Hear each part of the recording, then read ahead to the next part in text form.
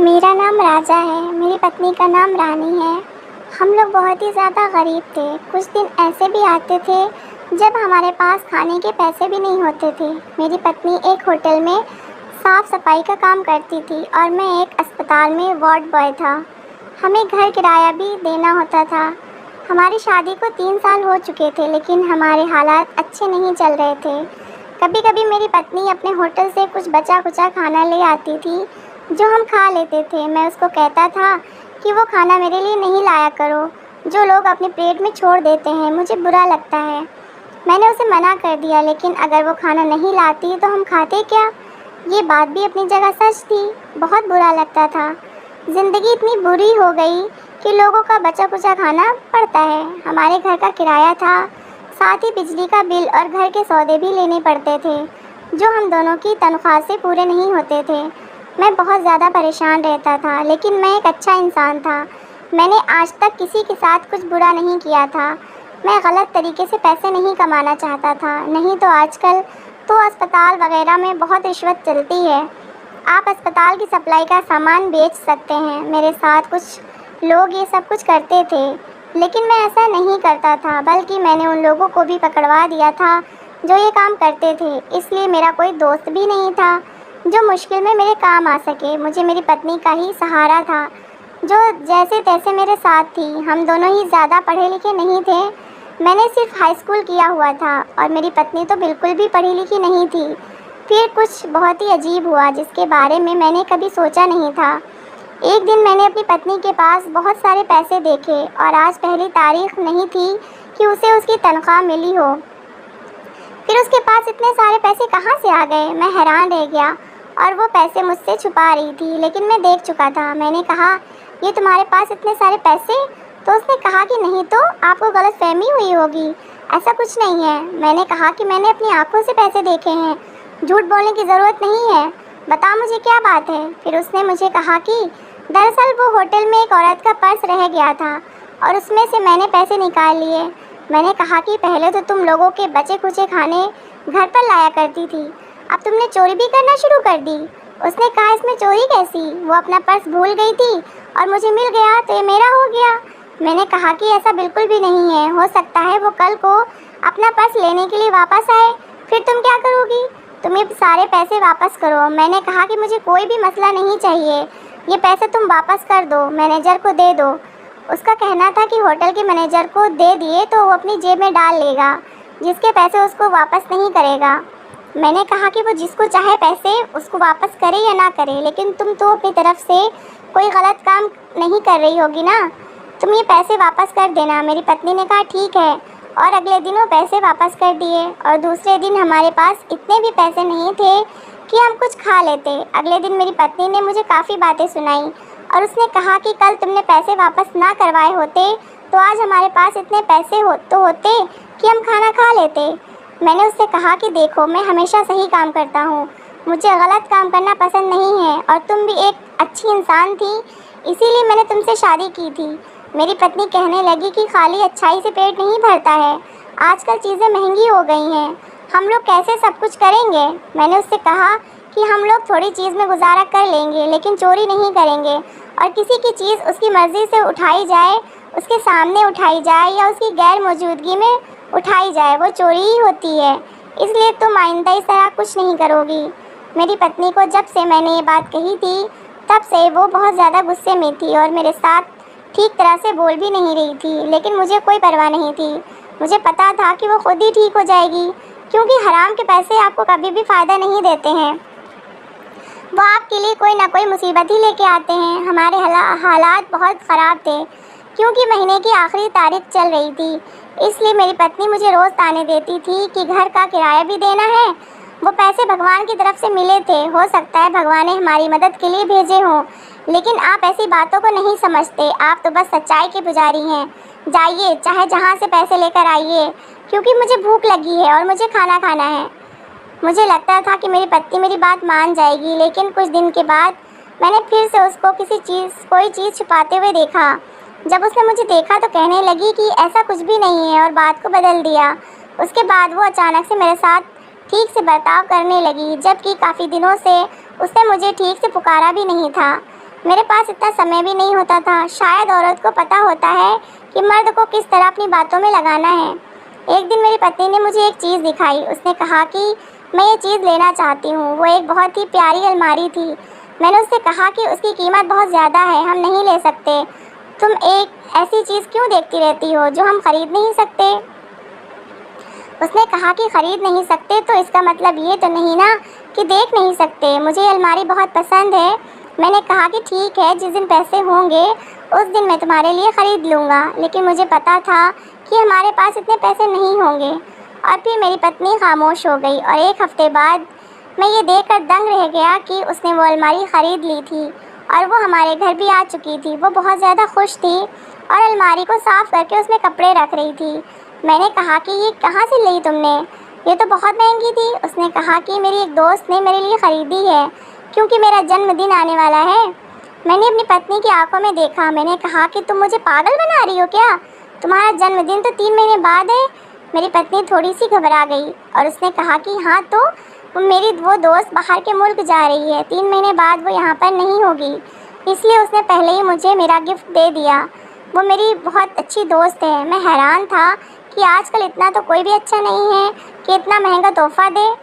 फिर मेरी पत्नी की ये दोस्त अचानक से कहाँ आ गई? मेरी पत्नी कहती थी कि मैं तो साफ़ सफाई का काम करती हूँ, इसलिए मुझसे कोई दोस्ती भी नहीं करता है। और जो मेरे पुराने दोस्त थे वो भी मुझसे नाराज़ हो गए हैं। उन्होंने भी मेरे साथ उठना बैठना बंद कर दिया है। और अब मेरी पत्नी का ये कहना था कि एक नई दोस्त है जो बहुत ही अच्छी है, जिसको इस बात से कोई फ़र्क नहीं पड़ता कि मैं क्या काम करती हूँ। पत्नी की बातें और उसकी हरकतें मुझे बिल्कुल भी समझ नहीं आ रही थी। उसकी बातें अजीब होती थीं। उस पर यकीन करने को दिल नहीं करता था। उसकी बात का कोई जवाब नहीं होता था।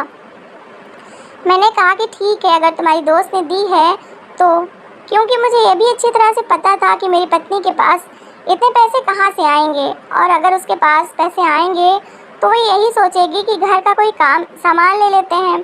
हो सकता है कि उसकी दोस्त ने उपहार में दिया हो। मैं भी शायद ज़रूरत से ज़्यादा ही सोच रहा था। मेरे पास बिल्कुल भी पैसे नहीं थे।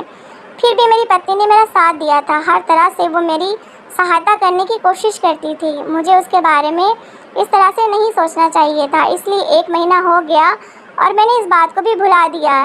सब कुछ ठीक जा रहा था। लेकिन एक दिन मेरी पत्नी बेहोश हो गई। मैं उसे उठाकर डॉक्टर के पास ले गया। डॉक्टर ने कहा कि आपकी पत्नी को मिट्टी से एलर्जी हो गई है। आप इनसे कहें कि मिट्टी वाला कोई भी काम ना करें। मैं हैरान रह गया कि मेरी पत्नी को अचानक से ये सब कुछ कैसे हो गया। डॉक्टर ने कहा कि अगर ये मिट्टी में काम करेंगी तो इसी तरह बार बार बेहोश हो जाएंगी और इनकी तबीयत ख़राब हो जाएगी। शायद ये बीमारी मेरी पत्नी को मिट्टी में काम करने ही से लगी थी, क्योंकि वो साफ़ सफाई का ही काम किया करती थी। जब मैंने उसको बताया तो वो ये सोचकर ज़्यादा हैरान थी कि मैं काम नहीं करूँगी तो पैसे कहाँ से आएंगे। मैंने उससे कहा कि पैसे ज़रूरी नहीं है, तुम्हारी सेहत ज़्यादा ज़रूरी है। आज से तुम काम पर नहीं जाओगी, हम थोड़े पैसों में गुजारा कर लेंगे। मेरी पत्नी मुझसे झगड़ा करने लगी और उसने कहा कि थोड़े से पैसों में तो हमारा गुजारा नहीं होगा। तुम्हें पता ही है कि हमारे कितने ज़्यादा खर्च हैं और मैं बच्चा पैदा करना चाहती हूँ, लेकिन इसी वजह से नहीं करती क्योंकि हमारे पास पैसे नहीं हैं। अब अगर मैंने भी काम छोड़ दिया तो हमारे हालात और बुरे हो जाएंगे। मैंने अपनी पत्नी को कहा कि मैं अभी ज़िंदा हूँ, मर नहीं गया हूँ, खुद कुछ कर लूँगा। तुम्हें परेशान होने की ज़रूरत नहीं है। मैं तुम्हारे लिए कोई ऐसा काम ढूँढूँगा जिससे तुम्हें मिट्टी और गंदगी में काम ना करना पड़े। तब तक तुम घर पर आराम करो। मैं अपनी पत्नी के लिए कोई भी काम ढूंढने वाला नहीं था। उसने बहुत काम कर लिया था। ये मैंने उसे चुप कराने के लिए कहा था और वो भी खामोश हो गई थी। 2 दिन के लिए वो काम पर नहीं गई और अब उसकी तबीयत काफ़ी ठीक थी। उसने मुझसे कहा कि मेरी तबीयत बिल्कुल ठीक है। मैंने कहा कि अच्छी बात है और आराम करो ताकि तुम्हारी तबीयत और ठीक हो जाए। लेकिन अचानक से वो कहने लगी मुझे काम पर जाना है। मैंने कहा कि काम पर जाने की ज़रूरत नहीं है, घर में आराम करो। वो फिर से मेरी बात पर चुप हो गई, लेकिन ऐसा लग रहा था कि वो बहुत ज़्यादा गुस्से में है। और फिर ऐसा हुआ कि मैं हैरान रह गया, क्योंकि जब मैं घर आया तो मेरी पत्नी घर पर नहीं थी। मैंने कहा कि ये कहाँ जा सकती है, उसका फ़ोन भी बंद था और वो पता नहीं कहाँ चली गई थी। मैं उसके लिए काफ़ी परेशान हो रहा था, लेकिन वो उसी टाइम वापस आई थी जिस टाइम वो काम से वापस आया करती थी। और मैंने उसे देखा, उसके पास एक बैग भी था जो वो काम पर जाते हुए साथ ले जाती थी। मुझे पता चल गया कि वो काम पर गई थी। मैंने कहा कि क्या ज़रूरत थी काम पर जाने की। तो उसने कहा कि मेरी तबीयत बिल्कुल ठीक है और मैं घर में बोर हो रही थी इसलिए चली गई।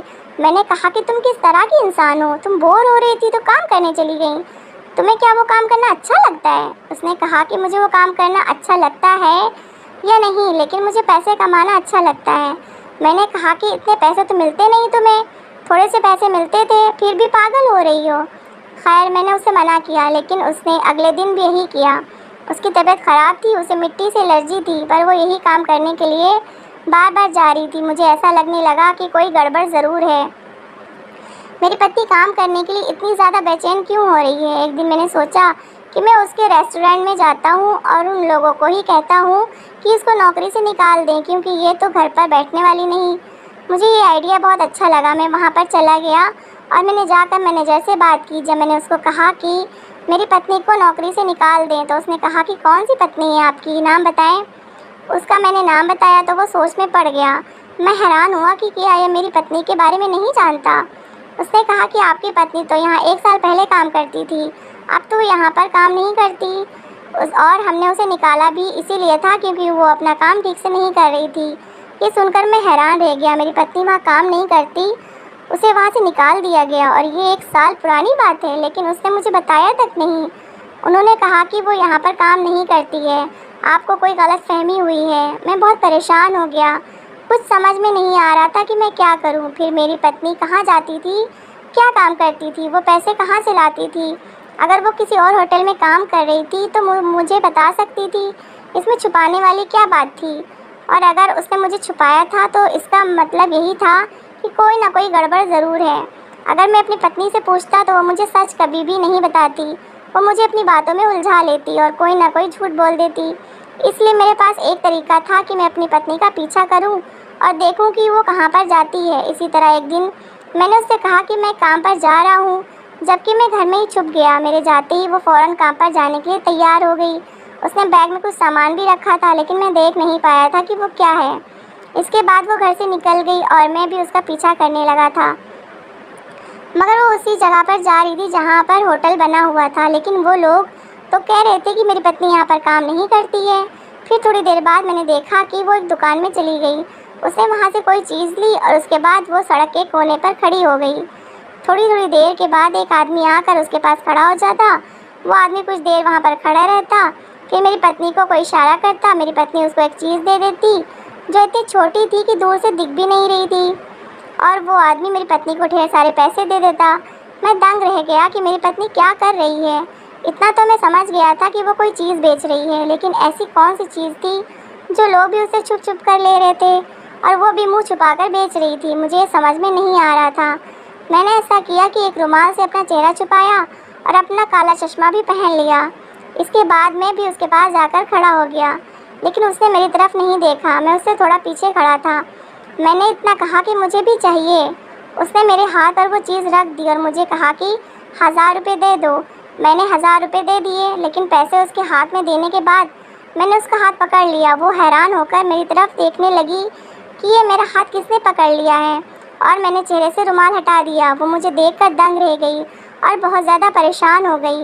मैंने कहा कि क्या कर रही हो तुम यहाँ पर, और उसको कोई जवाब नहीं आ रहा था। उसके पास कोई बात ही नहीं थी। मैंने कहा सीधा यहाँ से चुपचाप मेरे साथ चलो। वो चुपचाप घर आ गई और मैंने उससे पूछा ये सब क्या करती रही हो तुम? मैं बहुत ज़्यादा परेशान था, क्योंकि जो चीज़ मेरे हाथ में थी वो कुछ और नहीं बल्कि एक नशा वाली चीज़ थी। वो ड्रग्स था। मेरी पत्नी गैर कानूनी तरीके से ड्रग्स का धंधा किया करती थी, और तभी तो उस लड़के उस सड़क पर खड़े होकर उसे मिट्टी से एलर्जी हुई थी, क्योंकि सड़क पर साइड पर एक बिल्डिंग बन रही थी। मेरी पत्नी बुरी तरह रोने लगी और उसने कहा कि मुझे नौकरी से निकाल दिया गया था। मैंने वहाँ पर चोरी करने की कोशिश की थी। उसके बाद मुझे कुछ समझ नहीं आ रहा था कि मैं क्या करूँ। मैंने अपनी पत्नी को कहा कि वो ये सामान वापस करके आए और दोबारा इस तरह का कोई काम ना करे। ये एक ऐसी चीज़ है जिसको खा कर लोग अपनी सेहत और ज़िंदगी सब कुछ बर्बाद कर लेते हैं, और तुम ऐसी चीज़ को बेचती हो? तुम्हें शर्म आनी चाहिए। अगर तुमने ये काम नहीं छोड़ा तो मैं तुम्हें छोड़ दूँगा। मेरी पत्नी परेशान हो गई। उसने कहा कि मैं ये काम छोड़ दूँगी, और उसने ऐसा ही किया। उसने मुझसे माफ़ी मांगी और मैंने उससे कहा कि मैं तुम्हें माफ़ तो कर रहा हूँ, लेकिन दोबारा अगर मुझे इस तरह की किसी बात का पता चला तो मैं तुम्हें छोड़ दूँगा। मुझे लगता था कि मेरी पत्नी दोबारा ऐसा नहीं करेगी। उसके बाद उसने ऐसा किया भी नहीं। वो ये सब इसलिए कर रही थी कि हम गरीब थे, लेकिन उसके बाद से मैं उस पर नज़र भी रखता था। उसने जो भी किया बहुत गलत किया। अपना भविष्य संवारने और जल्द अमीर होने के चक्कर में कई लोगों की ज़िंदगी तबाह की। फिर मैंने उसे समझाया कि ये ही नशा अगर कोई औरत मुझे दे, इस नशे पर मुझे लगाए, तो तेरे दिल पर क्या गुजरेगी। इनमें से कितने ऐसे लोग होंगे जिनके छोटे छोटे बच्चे होंगे। कितने लोग ऐसे होंगे जो घर के अकेले कमाने वाले होंगे। सिर्फ उन्हीं की कमाई से घर चलता होगा, और इस तरह तुम्हारी वजह से वो अपनी कमाई इस गलत काम में लगा रहे हों, और उनके बच्चे या उनके माँ बाप खाने को तरस रहे हों। सोचो तुम्हें कितनी बददुआएं मिलेंगी। क्या तुम्हें ज़िंदगी भर सुकून मिल सकता है भला? तो इसलिए अपने कल को अच्छा करने के लिए किसी के भविष्य को बर्बाद मत करो। अपनी ज़िंदगी को अच्छा बनाने के लिए किसी की ज़िंदगी में कांटे ना भरो।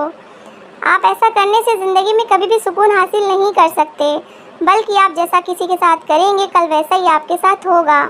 हर हाल में भगवान का धन्यवाद करना चाहिए। तो दोस्तों, कैसी लगी आपको मेरी कहानी? अगर कहानी अच्छी लगी है तो प्लीज़ इसे लाइक करिएगा, शेयर करिएगा और अपनी राय कमेंट बॉक्स में ज़रूर दीजिएगा। और मेरी अच्छी अच्छी कहानियाँ सुनने के लिए मेरा चैनल सब्सक्राइब करिएगा। Thanks for watching.